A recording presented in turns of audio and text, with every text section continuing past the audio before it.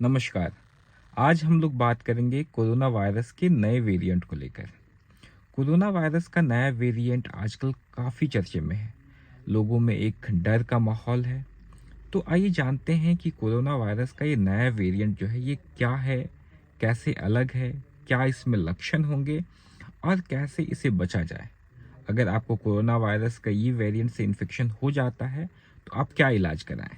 सबसे पहले ये जानते हैं कि आखिर ये नया वेरिएंट है क्या। ये नया वेरिएंट का नाम है BF.7। ये वेरिएंट तो काफ़ी दिनों से है। हमारे हिंदुस्तान में तो इसे हम लोगों ने अक्टूबर में ही देखा था, लेकिन अभी तक इसका इतना हल्ला इसलिए नहीं था क्योंकि इससे कोई दिक्कत नहीं महसूस हो रही थी। जो लक्षण थे वो काफ़ी मामूली थे। लेकिन अचानक चाइना में जब उन्होंने अपना लॉकडाउन को थोड़ा सा ढीला किया, चाइना की पॉलिसी थी, जीरो कोविड पॉलिसी थी, जिसके चलते काफ़ी स्ट्रॉन्ग लॉकडाउन था। लेकिन उसकी वजह से काफ़ी प्रोटेस्ट हुए क्योंकि लोगों को काफ़ी दिक्कतें आ रही थी।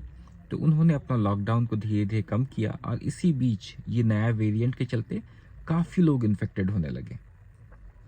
दूसरे देशों में भी इसके जो इन्फेक्टेड केसेस की संख्या थी अचानक बढ़ने लगी। तो इसीलिए आजकल ये चर्चा में है।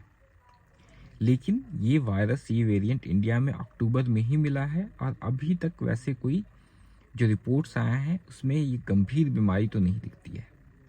तो अब बात करते हैं कि आखिर ये वेरिएंट दूसरे वेरिएंट से कैसे अलग है। जैसे पहले हम लोगों ने देखा था ओमिक्रॉन का वेरिएंट था, ओमिक्रॉन के सब वेरिएंट ये है। तो इसमें अब बाकी वेरिएंट्स में अंतर ये देखा गया, अभी तक के जो रिपोर्ट्स आए वो ये बताते हैं कि इसका जो इंक्यूबेशन पीरियड है वो काफ़ी शॉर्ट है। इंक्यूबेशन पीरियड का मतलब होता है कि वायरस का आपके शरीर में प्रवेश करने से लेकर लक्षण आने के बीच कितने दिनों का गैप है। जितना शॉर्ट इंक्यूबेशन पीरियड होता है उतना ही जल्दी आपको लक्षण आता है। जैसे आप आज इन्फेक्टेड हुए तो 2-4 दिन के बाद लक्षण आते हैं, वो उसको 2-4 दिन को इंक्यूबेशन पीरियड बोला जाता है। इसमें इंक्यूबेशन पीरियड शॉर्ट है। और दूसरा, ये हाईली ट्रांसमिसिबल है। ट्रांसमिसिबिलिटी का मतलब ये होता है कि एक वायरस एक आदमी से कितने दूसरे आदमी में कितनी तेजी से फैलता है। तो ये दो प्रॉपर्टी इसको दूसरे पहले वाले वायरसेस से इसको अलग बनाती है। कभी भी कोई पैंडेमिक होता है, कोई बीमारी जो बहुत ज़्यादा फैलता है, उसमें यही दो चीज़ें मेन फैक्टर्स होती हैं कि उसकी ट्रांसमिसिबिलिटी कितनी है। तीसरा इंपॉर्टेंट फैक्टर आता है इसकी सिवियरिटी को देखना। तो अभी तक के जो भी रिपोर्ट्स आए हैं उसमें ये वायरस उतना सीवियर नहीं पाया गया है। खासकर इंडिया में जो भी केसेस रिपोर्टेड हैं इस वेरिएंट के, जो नए वाला वेरिएंट है, उसमें सीवियर केसेस रिपोर्ट नहीं किए गए हैं। अब बात करते हैं इसके जांच को लेकर। तो जांच बहुत सिंपल होता है।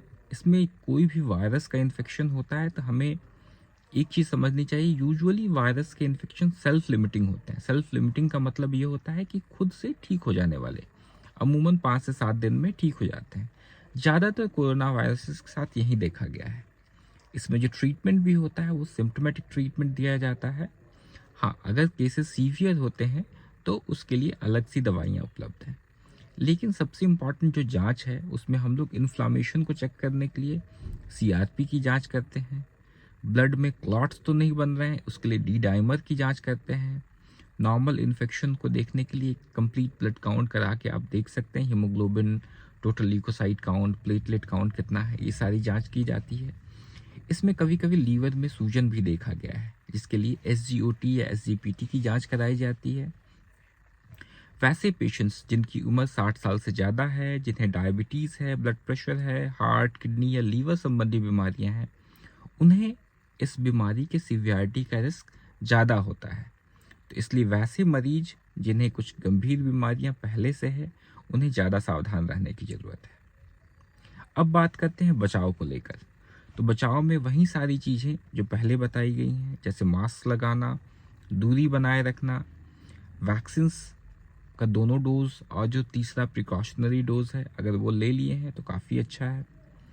इसके अलावा हमेशा हाथ साबुन से धोते रहें, दूरी बना कर रखें, भीड़ भाड़ वाले इलाके में ट्रैवल ना करें, अगर ज़रूरी ना हो तो ट्रैवल करना कम कर दें। लेकिन पैनिक होने की ज़रूरत नहीं है। क्योंकि अभी तक जितने भी केसेस रिपोर्टेड हैं उसमें वैसा कोई सिवियरिटी नज़र नहीं आया है। अब बात करते हैं आखिर अगर ऐसे लक्षण हो तो आप क्या करें। अगर आपको ऐसा लक्षण दिखते हैं तो सबसे पहले आप ये लक्षण अपने नज़दीकी डॉक्टर से संपर्क कर सकते हैं। डॉक्टर आपको इसके लिए सही राय देंगे। बुखार होने पे पैरासिटामॉल की गोली ले सकते हैं। खांसी सर्दी जुकाम पे एंटी एलर्जिक या कफ सिरप जो इसके लिए बनी हुई है आप ले सकते हैं। इसके अलावा आप गार्गलिंग बीटाडिन से गार्गल कर सकते हो, भाप ले सकते हो, इससे आपको काफ़ी राहत मिलेगी। अपने आप को काफ़ी हाइड्रेटेड रखें, इससे आपको बीमारी जल्दी ठीक होगा।